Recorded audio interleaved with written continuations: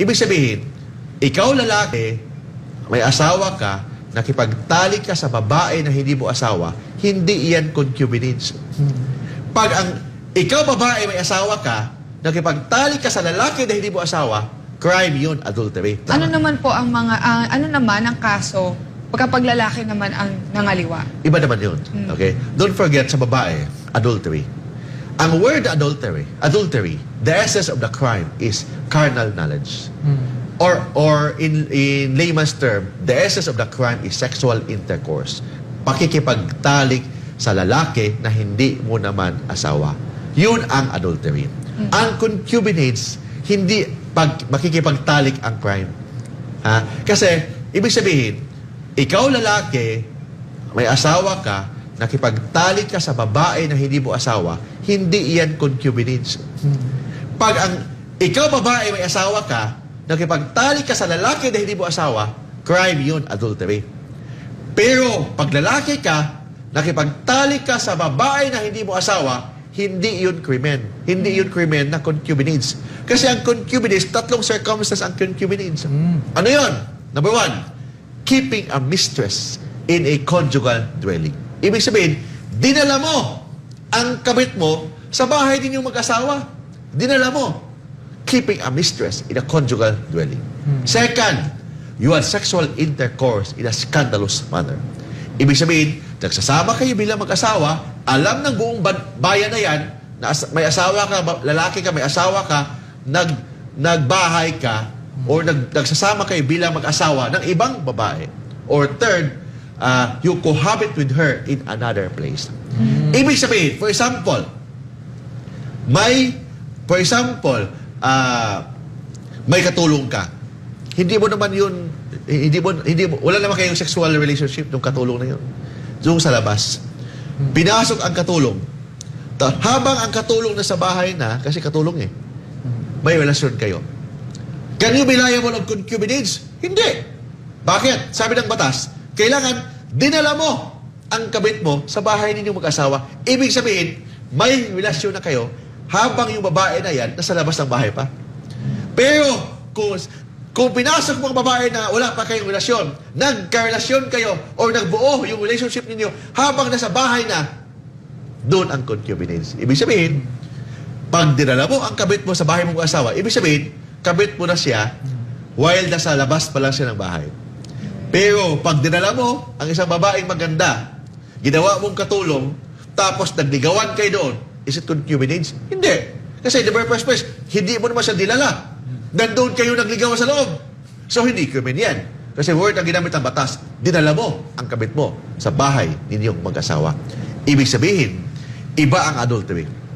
Ang adultery, ang focus ng krimen, pakikipagtalik sa babaeng may asawa sa ibang lalaki na hindi naman niya asawa. In concubinage, ang pakikipagtalik sa babae na hindi mo asawa, hindi iyan concubinage. Maging concubinage lang yan pag binahay mo ang kabit mo or pangalawa, dinala mo ang kabit mo sa bahay ninyong mag-asawa.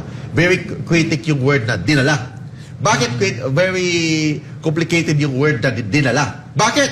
Kasi kung naging girlfriend mo siya sa labas ng bahay, tapos dinala mo, concubinage. Pero kung hindi ba siya girlfriend, dinala mo sa bahay ninyo, and nabuo lang yung relationship ninyo doon sa bahay na, ibig sabihin, hindi mo dinala kasi nandun na sa loob habang naging girlfriend mo siya. Iba yun. Meron tayong natanggap na isang mensahe mula kay Flor Biliran. Good morning, Kuya Mark. Bakit po may pagkakaibang adultery sa concubinage? Hindi po ba pwede kasuhan ang either party sa either na mga kaso? Maraming salamat sa explanation. Pagkakaiba, bakit mas stricto ang adultery sa concubinage? Bakit mas stricto pag adulterous wife kesa unfaithful husband? Bakit nga ba mas mabigat ang kaso pag ang babae ang nangaliwa? Bakit? Bakit ang batas natin sa 1930 na batas, mas stricto ang adulterous wife or kesa unfaithful husband? Bakit? Number one, based on nature. Sino ba ang mabuntis? Ang babae. Pag nabuntis sa babae, there is a risk na mag-introduce si babae ng alien heir to the family. Kasi, sabi ng civil code, pag mag-asawa ang babae at si lalaki, pag nabuntis si babae, there's a presumption na yung bata na dinadala ni babae, anak yun ng kanyang asawa. Presumption. Kahit hindi naman yung lalaki ang nakabuntis sa kanya kasi may iba pala siyang nakabuntis. So, kasi nabuntis si babae, there's a presumption na anak yun ng kanyang asawa kahit hindi. So, it will introduce an alien heir to the family.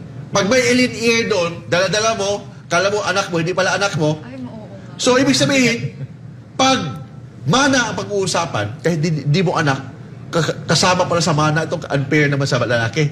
Kasama sa mana ng mga ari-arian mo, dahil hindi mo pala anak yun, anak pala yun sa ibang lalaki.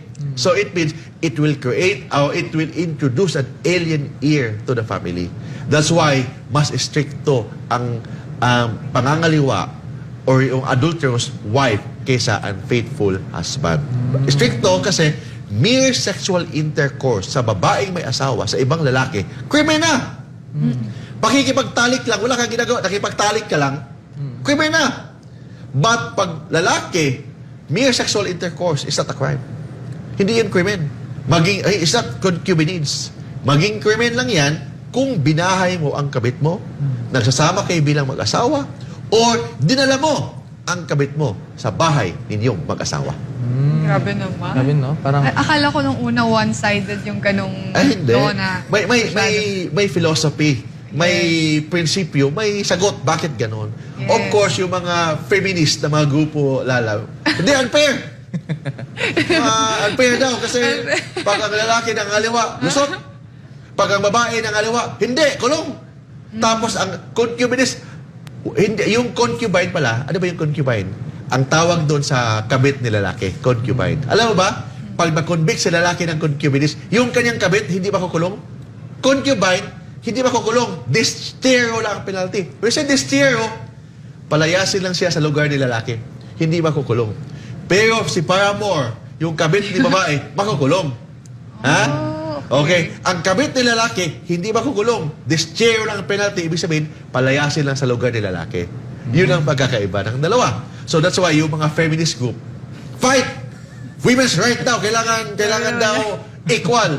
Kasi kung may nangangaliwa, kung may mga lalaki nangangaliwa ngayon, may mga babae din mangangaliwa ngayon. So kailangan equal rights. Ha? Kasi mas marami daw nangangaliwang lalaki. Ano? Ganun ba yan? Oo, masabi na nila eh. Yes, tama naman yan. May mga ganun. Because of this law, maybe ni-review nito batas na to, that's why may batas na. Yes. Ito yung tinatawag na Republic Act 9262. Alam mo ba, in adultery and concubinage, one requirement is, there must, yung babae sa lalaki must be married, mag-asawa. In 9262, hindi kailangan mag-asawa. As long as they have romantic and sexual relationship. Yun ang ibig sabihin nun. For example, babae sa lalaki, mag-boyfriend, mag-girlfriend. Tapos si lalaki, may number 2 pa na girlfriend.